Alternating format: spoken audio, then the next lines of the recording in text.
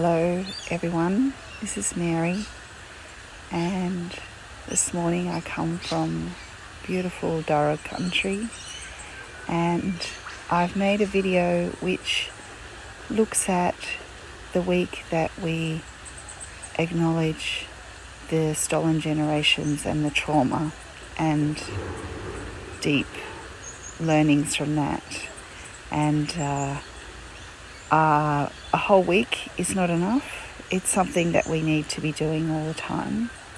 So this is part of my continual focus on connecting, understanding and contributing to the lives of Aboriginal and Torres Strait Islander people as a grateful person to be on the stolen land that is theirs.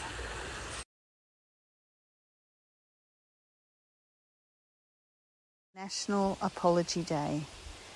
As part of my commitment to build knowledge and understanding, as well as connection to the Aboriginal and Torres Strait Islander communities in Australia, of whom we are living on stolen land, I would like to focus in this video on some terms that I am learning and would like to become better at communicating. So what are the terms that we are discussing here? Stolen generations are the Aboriginal and Torres Strait Islander people that were taken as children from their families and hence were caused years and generations of trauma in their families.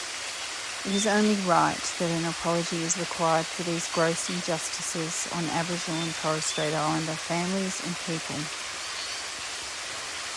As I learn more about how to resolve and reconcile with Aboriginal people, I respect that apologising for these behaviours is acknowledging that this was deleterious and unjust behaviour by white people on the Aboriginal and Torres Strait Islander communities. From my understanding, there are many things that we could be doing to support Aboriginal and Torres Strait Islander people who feel so disconnected from their families and perhaps have not ever been able to resolve being connected with their parents as part of the stolen generation. So another skill I'd like to practice here is gratitude, as this is such an important practice to instill on everybody.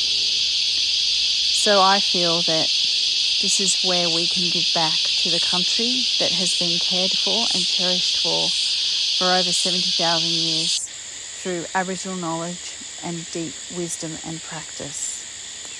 So I would like to encourage you, as I am doing, to develop my own practice of acknowledging country as being a great way to getting back to the land and to be true to the Aboriginal people.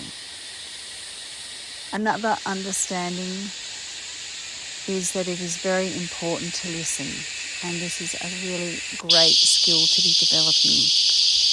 To sit and listen to the stories that Aboriginal and Torres Strait Islander people tell, and listen to their stories, their issues, problems, and what they are prepared to share and want to share with us. I think this is a great skill that we can practice by being in nature.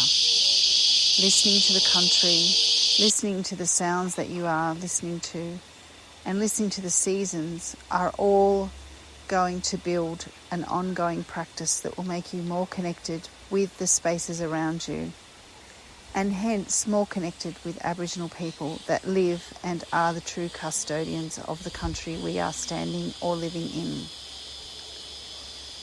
Some of the other terms to become more deeply understood are terms such as truth-telling, and this includes being honest about the brutal impacts that colonisation has had on these magnificent people that have lived on this land for the last 70,000 years. Can you find out more about the atrocities and mass killings and wars that occurred in the land that you live on and the land that you visit? And another word to embed in your language is decoloniality. Sit back before you say something and before you ask, and have you considered whether the approach you are taking is marginalising Aboriginal people.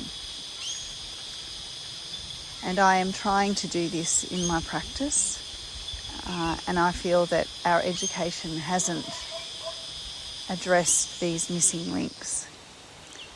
Another way of giving back and supporting Aboriginal people is to support Aboriginal businesses. There are specific websites like Supply Nation that list businesses to support in this way. Another way is to connect with social media of Black businesses